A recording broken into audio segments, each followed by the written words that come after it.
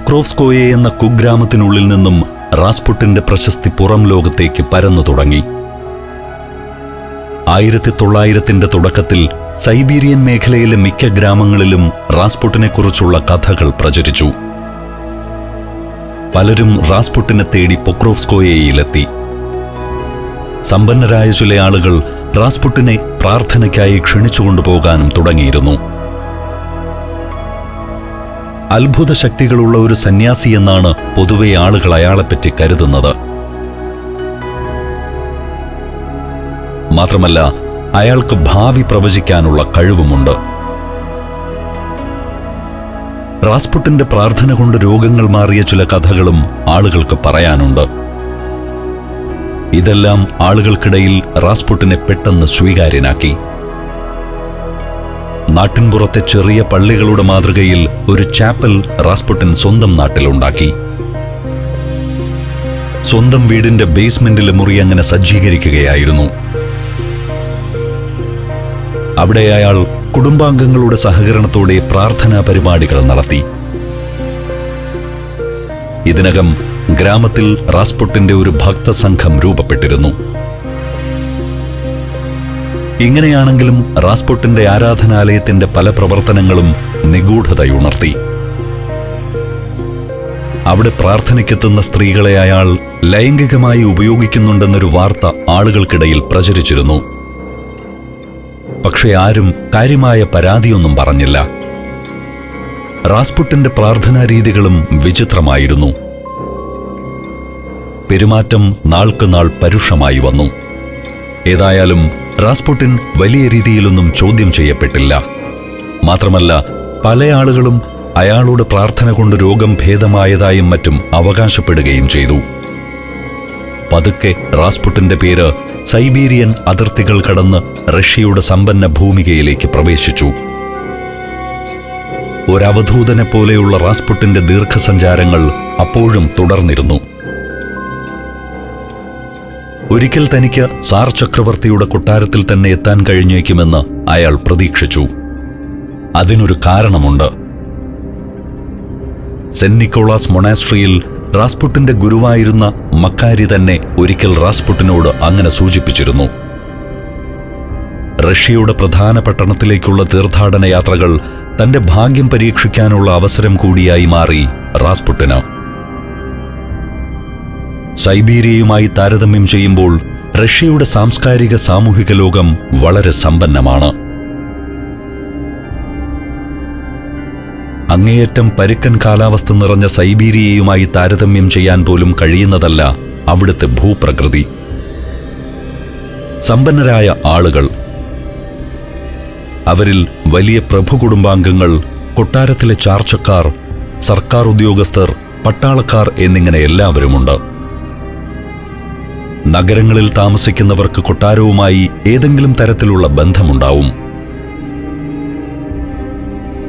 അവിടെ സ്കൂളുകളും മറ്റു വിദ്യാഭ്യാസ സ്ഥാപനങ്ങളുമുണ്ട്. ആ കാലത്ത് സൈബീരിയയിലെ സാക്ഷരതാ നിരക്ക് 4% മാത്രമാണ്. സെന്റ് പീറ്റേഴ്സ്ബർഗ് ഉൾപ്പെടുന്ന റഷ്യൻ നഗരങ്ങളിലാകട്ടെ ഇത് 24% വരും. സാക്ഷരതാ നിരക്കിൽ ഇത്രത്തോളം വ്യത്യാസമുണ്ടെങ്കിലും റഷ്യയിലും ജനങ്ങളിൽ ബഹുഭൂരിപക്ഷവും നിരക്ഷരർ തന്നെ. പക്ഷേ അവിടെ ഒരു സർക്കാരിന്റെ സാന്നിധ്യമുണ്ടെന്നതാണ് പ്രധാന വ്യത്യാസം. സൈബീരിയൻ മേഖലയിലാവട്ടെ അക്കാലത്ത് കൃത്യമായ ഒരു ഭരണ സംവിധാനവും ഉണ്ടായിരുന്നില്ല. റാസ്പുട്ടിനെ രൂപപ്പെടുത്തിയിരിക്കുന്നത് സൈബീരിയയിലെ പരുക്കൻ പ്രകൃതിയും അവിടുത്തെ പരുക്കൻ മനുഷ്യരും ജീവിത സാഹചര്യങ്ങളുമാണ്. അവിടെയുള്ള സാധാരണ ഗ്രാമീണരെക്കാൾ അപരിഷ്കൃതമായാണ് റാസ്പുട്ടിന്റെ പെരുമാറ്റം. സ്വയം പീഡനം ദൈവത്തിലേക്കുള്ള ഒരു വഴിയാണെന്ന് കരുതുന്നവരുടെ കൂട്ടത്തിലാണ് അയാൾ. അതിന്റെ ഭാഗമായി മുട്ടിലിഴയുക, ചാട്ടവാറടിച്ച് സ്വയം മുറിവേൽപ്പിക്കുക, ആവശ്യമില്ലാതെ വലിയ ഭാരം ചുമന്ന് മുകളിലേക്ക് എത്തിക്കുക, ഇങ്ങനെ പല പരിപാടികളും ചെയ്യാൻ തുടങ്ങിയിരുന്നു റാസ്പുട്ടിൻ. യുക്തിബോധത്തിന് വിവരിക്കാൻ കഴിയാത്ത ഭ്രാന്തമായ പെരുമാറ്റ രീതികൾ. അഴുക്ക് നിറഞ്ഞ ചാക്കുകൾ തുന്നിച്ചേർത്ത വസ്ത്രങ്ങളാണ് റാസ്പുട്ടിൻ ധരിക്കുന്നത്. ഇങ്ങനെ പെട്ടെന്ന് കണ്ടാൽ ആളുകൾ നെറ്റിച്ചുളിക്കുന്ന ഒരു രൂപവുമായാണ് റാസ്പുട്ടിൻ റഷ്യയിലെ പരിഷ്കൃത സമൂഹത്തിന്റെ പൊതുമണ്ഡലത്തിലേക്ക് കടന്നു ചെന്നത്. കസാൻ എന്ന പട്ടണത്തിലാണ് റാസ്പുട്ടിൻ ആദ്യമെത്തിയത്. റഷ്യൻ പ്രവിശ്യയായ ടാറ്റർസ്ഥാന്റെ തലസ്ഥാനമാണ് ഈ വലിയ പട്ടണം. അവിടെ ധാരാളം പള്ളികളും മൊണാസ്ട്രികളുമുണ്ട്. മറ്റുള്ളവർക്ക് അരോചകമായി തോന്നാവുന്ന വേഷവും ഭാവവുമാണെങ്കിലും അവിടെയുള്ള പുരോഹിതന്മാർക്ക് പെട്ടെന്ന് തന്നെ റാസ്പുട്ടിനോട് ആദരവ് തോന്നി. കസാനിലെ ഒരു ദേവാലയത്തിൽ പ്രാർത്ഥന നടന്നുകൊണ്ടിരിക്കുന്ന സന്ദർഭത്തിലാണ് റാസ്പുട്ടിൻ അവിടേക്ക് കടന്നു ചെന്നത്. അലക്ഷ്യമായി പാറിപ്പറക്കുന്ന നീണ്ട തലമുടി, ഒരിക്കൽ പോലും വെട്ടിയൊതുക്കിയിട്ടില്ലാത്തതുപോലെ താടിരോമങ്ങൾ, മുഷിഞ്ഞ ചാക്കുകുപ്പായം. അയാൾ എന്തൊക്കെയോ ഉരുവിടുന്നുണ്ട്. എല്ലാവരും അമ്പരപ്പോടെ നോക്കി നിൽക്കെ ആൾക്കൂട്ടത്തിനിടയിലൂടെ നടന്ന് റാസ്പുട്ടിൻ അൾത്താരയ്ക്ക് മുന്നിലെത്തി. പുരോഹിതൻ അല്പം അമ്പരപ്പോടെ വിചിത്രരൂപിയായ ആ മനുഷ്യനെ നോക്കി. തന്റെ കണ്ണുകളിലേക്ക് തന്നെ നോക്കി നിൽക്കുന്ന അയാളെ നേരിടേണ്ടതെങ്ങനെയെന്ന് അദ്ദേഹത്തിന് മനസ്സിലാകുന്നുണ്ടായിരുന്നില്ല. എങ്കിലും അയാൾ പറയുന്ന വാക്കുകൾ ആ പുരോഹിതൻ വ്യക്തമായി കേട്ടു. കന്യാമറിയം തനിക്ക് മുന്നിൽ പ്രത്യക്ഷനായി എന്നാണ് അയാൾ പറയുന്നത്. അത്തരം വെളിപാടുകളുമായി വരുന്ന ധാരാളം ആളുകളെ കണ്ടിട്ടുണ്ടെങ്കിലും ഇയാളിൽ എന്തോ പ്രത്യേകത പുരോഹിതന് തോന്നി. റാസ്പുട്ടിനെ അദ്ദേഹം തന്റെ താമസ സ്ഥലത്തേക്ക് കൂട്ടിക്കൊണ്ടുപോയി. അവിടെ റാസ്പുട്ടിൻ തന്റെ ലൈംഗിക ആഭിമുഖ്യങ്ങളൊന്നും വെളിപ്പെടുത്തിയില്ല. ഓരോ പാപവും മനുഷ്യരെ ദൈവത്തിലേക്ക് കൂടുതൽ അടുപ്പിക്കുമെന്നൊരു സിദ്ധാന്തം അയാൾ തന്റെ സൗകര്യത്തിനു വേണ്ടി രൂപപ്പെടുത്തിയിരുന്നു.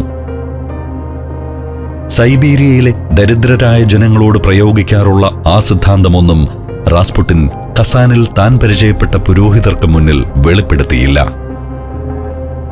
അവിടെ അയാൾ ആത്മപീഡനമാണ് ദൈവത്തിലേക്കുള്ള വഴിയെന്ന നിലപാടാണ് പ്രധാനമായും സ്വീകരിച്ചത്.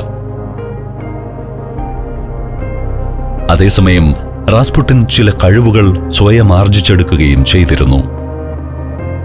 തനിക്ക് മുന്നിലെത്തുന്ന മനുഷ്യരുടെ മനസ്സ് സഞ്ചരിക്കുന്ന വഴികൾ അയാൾ അനായാസം മനസ്സിലാക്കി. വർഷങ്ങളായി റാസ്പുട്ടിൻ നടത്തുന്ന സുദീർഘമായ സഞ്ചാരങ്ങൾ അയാളെ അതിന് പ്രാപ്തനാക്കി. യാത്രകളിൽ ഏറിയ പങ്കും കാൽനടയായിട്ടാണ്. വിശാലമായ റഷ്യൻ സാമ്രാജ്യത്തിന്റെ വ്യത്യസ്ത പ്രവിശ്യകളിൽ റാസ്പുട്ടിൻ നടന്നെത്തി. റഷ്യയിലെ സാമൂഹിക ജീവിതത്തെക്കുറിച്ച് കൂടുതൽ അറിയാൻ ഇതയാളെ സഹായിച്ചു. അവരെ വാക്കുകൾ കൊണ്ടെങ്ങനെ ആകർഷിക്കാൻ കഴിയുമെന്ന് അയാൾ ജീവിതം കൊണ്ട് മനസ്സിലാക്കി. ഈ കാലത്ത് റാസ്പുട്ടിൻ എഴുത്തും വായനയും അഭ്യസിക്കുകയും ചെയ്തു. ആദ്യമെല്ലാം മനുഷ്യർക്ക് അർത്ഥം വേർതിരിച്ചെടുക്കാൻ കഴിയാത്ത വിധത്തിൽ ജൽപ്പനങ്ങൾ നടത്തിക്കൊണ്ടിരുന്ന റാസ്പുട്ടിൻ ഇപ്പോൾ ആളുകൾക്ക് എളുപ്പത്തിൽ മനസ്സിലാകുന്ന വ്യക്തമായ ഭാഷയിൽ അവരോട് സംസാരിച്ചു തുടങ്ങി. സാധാരണ പുരോഹിതന്മാർ ഉപയോഗിക്കുന്ന അലങ്കാരങ്ങൾ നിറഞ്ഞ ഭാഷയല്ല റാസ്പുട്ടിൻ്റേത്. നാട്ടിൻപുറത്തെ കർഷകരുടേതുപോലെ ലളിതവും ആളുകൾക്ക് എളുപ്പത്തിൽ മനസ്സിലാകുന്നതുമാണത്. മാത്രമല്ല, തന്നെ കാണാൻ വരുന്ന ആളുകളുടെ മനസ്സിൽ എന്താണുള്ളതെന്ന് അയാൾ വേഗത്തിൽ മനസ്സിലാക്കും. അവരിങ്ങോട്ട് പറയുന്നതിനു മുൻപ് തന്നെ അവരുടെ ഉള്ളിലുള്ള കാര്യം റാസ്പുട്ടിൻ ചോദിക്കും. പിന്നെ അയാൾ അവരുടെ പ്രശ്നങ്ങൾക്കുള്ള പരിഹാരത്തെക്കുറിച്ചും സംസാരിക്കും. ഇങ്ങനെ അത്ഭുതശേഷിയുള്ള ഒരു വിശുദ്ധ മനുഷ്യൻ വന്നിരിക്കുന്നുവെന്ന വാർത്ത കസാനിൽ പെട്ടെന്ന് പടർന്നു. കസാനിലെ പുരോഹിതനൊപ്പം താമസിച്ച നാളുകളിൽ റാസ്പുട്ടിനെ കാണാൻ ധാരാളം ആളുകൾ വന്നുകൊണ്ടിരുന്നു. അവരിൽ പുരോഹിതന്മാരും ഉൾപ്പെട്ടിരുന്നു. ആളുകളുടെ ആത്മീയമായ പ്രശ്നങ്ങൾക്കും റാസ്പുട്ടിൻ പരിഹാരം നിർദ്ദേശിച്ചു. Alaska, Romania, Austria, Slovakia, Phuket 5 രാജ്യങ്ങളിൽ നിന്നുള്ള അപൂർവ സുന്ദരമായ അനേകം കാഴ്ചകൾ ഫുൾ HD-യിലുള്ള ഈ അപൂർവ ദൃശ്യയാത്രാ വിവരണ ശേഖരം സ്വന്തമാക്കാൻ 99544422 എന്ന നമ്പറിലേക്ക് സഞ്ചാരം എന്ന് SMS ചെയ്യൂ. പുരോഹിതന്മാർ പോലും വണങ്ങുന്ന ഒരു വിശുദ്ധ പുരുഷനെന്ന അംഗീകാരത്തോടെ ഏതാനും മാസങ്ങൾ റാസ്പുട്ടിൻ കസാനിൽ കഴിഞ്ഞു. അക്കാലത്തൊക്കെ ചില നേരങ്ങളിൽ റാസ്പുട്ടിൻ കൈകാലുകൾ ചങ്ങല കൊണ്ട് ബന്ധിച്ച് നടക്കാറുണ്ട്. റഷ്യയെ സംബന്ധിച്ചിടത്തോളം ഇതൊന്നും അത്ര പുതുമയുള്ള കാഴ്ചയല്ല. ദൈവത്തിലേക്കുള്ള പാത അന്വേഷിക്കുന്ന വേറെയും ആളുകൾ അവിടെ ചാക്കുകുപ്പായമണിഞ്ഞും ചങ്ങലകളിൽ സ്വയം ബന്ധിച്ചും അലഞ്ഞു നടക്കാറുണ്ട്. ഇക്കൂട്ടരിൽ ചിലർ കൊടും മഞ്ഞുകാലത്ത് ചിലപ്പോൾ ചെരുപ്പ് പോലും അണിയാതെ സഞ്ചരിക്കും. ഇവരുടെ ക്ഷമയും സഹനവുമെല്ലാം എന്തുകൊണ്ടോ കുറെ ആളുകളിൽ വലിയ മതിപ്പുണ്ടാക്കാറുണ്ട്. എന്നാൽ ചിലർ ഇവരെ കല്ലെറിയുകയും പരിഹസിക്കുകയും ചെയ്യും. ചിലപ്പോഴൊക്കെ റാസ്പുട്ടിനും അത്തരത്തിലുള്ള പരിഹാസങ്ങൾ ഏറ്റുവാങ്ങിയിട്ടുണ്ട്. പക്ഷെ പരിഹാസങ്ങൾക്ക് വേഗം വഴങ്ങിക്കൊടുക്കുന്നയാളല്ല റാസ്പുട്ടിൻ. അയാൾ ഭയപ്പെടുത്തുന്ന ശാപങ്ങൾ അവരുടെ മേൽ തിരിച്ചു പ്രയോഗിക്കും. എത്ര കരുത്തനാണെങ്കിലും റാസ്പുട്ടിന്റെ വാക്കുകൾക്ക് മുന്നിൽ ഒന്ന് പതറിപ്പോകും. അവർ ചിലപ്പോൾ ചാട്ടവാർ കൊണ്ട് അയാളെ നിശബ്ദനാക്കാൻ ശ്രമിക്കും. പക്ഷേ അത് അധികം തുടരില്ല. റാസ്പുട്ടിന്റെ രൂക്ഷമായ നോട്ടവും വാക്കുകളും ഏറ്റുവാങ്ങാൻ അവർക്ക് ത്രാണിയുണ്ടാകില്ല. ഇതെല്ലാം കസാനിലെ പുരോഹിതന്മാരുടെ അംഗീകാരം സമ്പാദിക്കുന്നതിന് മുൻപുള്ള കഥയാണ്. റഷ്യയുടെ ഭരണചക്രത്തിൽ പോലും സ്വാധീനം ചെലുത്താൻ കഴിവുള്ള റഷ്യൻ ഓർത്തഡോക്സ് സഭയിലെ പ്രധാന പുരോഹിതന്മാരിൽ നിന്നും കിട്ടിയ പിന്തുണയും അംഗീകാരവും റാസ്പുട്ടിന്റെ ജീവിതത്തെ മാറ്റിമറിച്ചു. അവരിൽ ചിലർ റാസ്പുട്ടിന്റെ മുന്നിൽ വണങ്ങുകയും അയാളുടെ അനുഗ്രഹം തേടുകയും ചെയ്തുവെന്നത് അത്ഭുതകരമാണ്. കഷ്ടിച്ച് എഴുതാനും വായിക്കാനും മാത്രം അറിവുള്ള ഒരു ഗ്രാമീണൻ, പ്രത്യക്ഷത്തിൽ തന്നെ തികച്ചും അപരിഷ്കൃതമായ ഒരു ജീവിത രീതി പിന്തുടരുന്നയാൾ. കന്യാമറിയം തനിക്ക് മുന്നിൽ പ്രത്യക്ഷപ്പെട്ടുവെന്നും ദൈവമാതാവ് തന്നെ തൊട്ടുവെന്നും അയാൾ പറയുമ്പോൾ പുരോഹിതവൃന്ദം എങ്ങനെ അത് മുഖവിലക്കെടുത്തു എന്നതാണ് അത്ഭുതം. റാസ്പുട്ടിനോട് മതിപ്പ് തോന്നിയവരിൽ പുരോഹിത ശ്രേഷ്ഠർ എന്നറിയപ്പെട്ടിരുന്ന ആർച്ച് ബിഷപ്പ് ആന്ദ്രേയും ബിഷപ്പ് ക്രിസ്റ്റനോസും ഉൾപ്പെടും. റാസ്പുട്ടിൻ സെന്റ് പീറ്റേഴ്സ്ബർഗിൽ പോകണമെന്ന് ഉപദേശിച്ചത് ഇവരാണ്. മാത്രമല്ല, സെന്റ് പീറ്റേഴ്സ്ബർഗിലേക്കുള്ള യാത്രയ്ക്ക് സഹായകരമായ ഒരു ശുപാർശക്കത്തും അവർ റാസ്പുട്ടിന് നൽകി. അലക്സാണ്ടർ നെവൻസ്കി മൊണാസ്ട്രിയിലെ ബിഷപ്പ് സെർജിക്ക് കൊടുക്കാൻ കസാനിലെ പുരോഹിത ശ്രേഷ്ഠർ നൽകിയ ശുപാർശക്കത്ത്. അതുമായി ആദ്യം റാസ്പുട്ടിൻ പൊക്രോവ്സ്കോയയിലേക്ക് മടങ്ങി. പൊക്രോവ്സ്കോയയിൽ റാസ്പുട്ടിൻ ഇപ്പോൾ ഒരു പ്രധാന വ്യക്തിയാണ്. അയാളുടെ ചെറിയ ദേവാലയത്തിന്റെ വളർച്ചയ്ക്കാവശ്യമായ പണം പുറത്തുനിന്ന് വന്നു തുടങ്ങിയിരുന്നു. സൈബീരിയയുടെ പുറത്ത് റഷ്യയുടെ സമ്പന്നമായ നഗരങ്ങളിൽ പോലും റാസ്പുട്ടിൻ അംഗീകരിക്കപ്പെടുന്നുവെന്ന വിവരം പൊക്രോവ്സ്കോയയിലും എത്തിയിട്ടുണ്ട്. അവരയാളെക്കുറിച്ചുള്ള സംശയങ്ങൾ തൽക്കാലം മാറ്റിവെച്ചു. റാസ്പുട്ടിന്റെ ലൈംഗികതാ സിദ്ധാന്തത്തിന് നേരെയും തൽക്കാലം കണ്ണടച്ചു. നാട്ടിൽ റാസ്പുട്ടിന്റെ വീട്ടിൽ അയാളെ കാത്തിരിക്കാനിപ്പോൾ ഭാര്യയും 3 മക്കളുമുണ്ട്.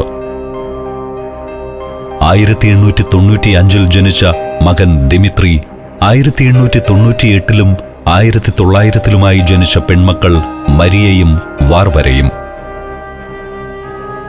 റാസ്പുട്ടിന്റെ ഭാര്യ പ്രസ്കോവ്യയ്ക്ക് റാസ്പുട്ടിനോട് ഒരിക്കലും പിണക്കമില്ല. ചിലപ്പോൾ 1 വർഷത്തിലധികം അയാൾ വീട്ടിലേക്ക് വരാതിരിക്കും. വന്നാലും അധികം വൈകാതെ വീണ്ടും പുറപ്പെട്ടു പോകും. നാട്ടിൽ തന്നെ പല സ്ത്രീകളുമായി റാസ്പുട്ടിന് ബന്ധമുണ്ട്. അതൊന്നും അയാൾ മറച്ചുവെക്കാറുപോലുമില്ല. ഇതൊന്നും പ്രസ്കോവ്യയ്ക്ക് റാസ്പുട്ടിനിൽ ഉള്ള മതിപ്പ് കുറച്ചില്ല. അയാളില്ലാത്തപ്പോൾ പോലും അയാളെ തേടി വരുന്ന ഭക്തർ കാണിക്കയായി ഏൽപ്പിക്കുന്ന തുക പ്രസ്കോവ്യയുടെയും മക്കളുടെയും ജീവിതം അല്ലലില്ലാതെ മുന്നോട്ട് കൊണ്ടുപോകാൻ സഹായിച്ചു.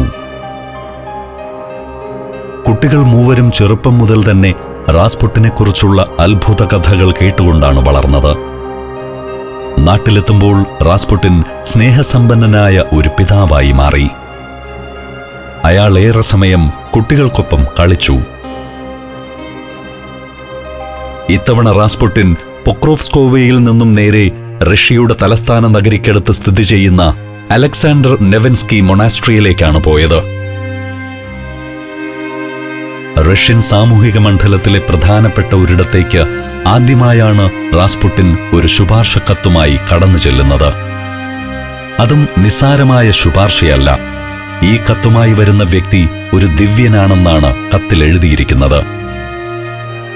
അങ്ങനെ സാക്ഷ്യപ്പെടുത്തിയിരിക്കുന്നവരാകട്ടെ റഷ്യൻ ഓർത്തഡോക്സ് സഭയിലെ ഉന്നതരായ 2 പുരോഹിത ശ്രേഷ്ഠരും. അലക്സാണ്ടർ നെവൻസ്കി മൊണാസ്ട്രിയിലെത്തിയ റാസ്പുട്ടിന് നല്ല സ്വീകാര്യത ലഭിച്ചു. അവിടെ വച്ച് റാസ്പുട്ടിൻ പല പ്രധാനപ്പെട്ട പുരോഹിതരെയും പരിചയപ്പെട്ടു. ആർക്കിമാൻഡ്രൈറ്റ് തിയോഫാൻ അവരിൽ ഒരാളാണ്. അദ്ദേഹം റാസ്പുട്ടിനുമായി പെട്ടെന്ന് സൗഹൃദത്തിലായി. ദൈവശാസ്ത്രത്തിൽ ആഴത്തിൽ അറിവുള്ള പണ്ഡിതനാണ് തിയോഫാൻ. ഇപ്പോഴദ്ദേഹം തിയോളജിക്കൽ സെമിനാരിയിലെ പരിശീലകനായി ജോലി ചെയ്യുന്നു. റഷ്യൻ ഓർത്തഡോക്സ് സഭയിലെ ഏറ്റവും പണ്ഡിതനായ ആർച്ച് ബിഷപ്പ് എന്നാണ് അദ്ദേഹം അറിയപ്പെടുന്നത് തന്നെ. സാർ ചക്രവർത്തിയായ നിക്കോളാസ് രണ്ടാമനെയും പത്നിയെയും കുമ്പസാരിപ്പിക്കാനുള്ള ചുമതല നിർവഹിക്കാനുള്ള അവസരവും അദ്ദേഹത്തിന് പലവട്ടം ലഭിച്ചിട്ടുണ്ട്. അങ്ങനെയുള്ള തിയോഫാൻ തിരുമേനിയാണ് ഗ്രിഗറി റാസ്പുട്ടിനെ തന്റെ സുഹൃത്തായി സ്വീകരിച്ചിരിക്കുന്നത്. അദ്ദേഹത്തോടും റാസ്പുട്ടിൻ കന്യാമറിയം തന്റെ മുന്നിൽ പ്രത്യക്ഷപ്പെട്ടുവെന്നും തന്നെ സ്പർശിച്ചുവെന്നും മറ്റും പറഞ്ഞു. മാത്രമല്ല, സെന്റ് പീറ്റേഴ്സ്ബർഗിലേക്ക് വരാൻ തന്നോട് ആവശ്യപ്പെട്ടത് കന്യാമറിയമാണെന്നുകൂടി ഇത്തവണ റാസ്പുട്ടിൻ കൂട്ടിച്ചേർത്തു. അവിടെ ചില കാര്യങ്ങൾ തനിക്ക് ചെയ്യാനുണ്ടെന്നാണ് റാസ്പുട്ടിന്റെ അവകാശവാദം. രാജകുടുംബത്തിന്റെ ദുഃഖം മാറ്റുകയാണ് തന്റെ മേലുള്ള ദൈവനിയോഗം.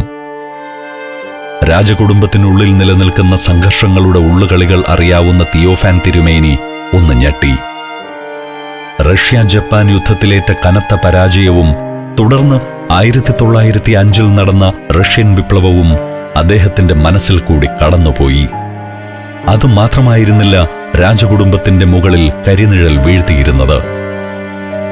രാജകുമാരനും അടുത്ത കിരീടാവകാശിയുമായ അലക്സി നിക്കോളോവിച്ചിന്റെ രോഗമായിരുന്നു അത്. ചികിത്സയില്ലാത്ത ഹിമോഫീലിയ രോഗത്തിന്റെ പിടിയിലാണ് അലക്സി.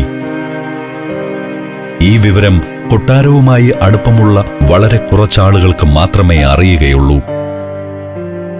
റാസ്പുട്ടിന്റെ വാക്കുകൾ എന്താണ് സൂചിപ്പിക്കുന്നതെന്ന് പുരോഹിതൻ അമ്പരന്നു. അയാൾ രാജകുമാരന്റെ രോഗത്തെക്കുറിച്ചാണോ പറയുന്നതെന്ന് അദ്ദേഹം സംശയിച്ചു.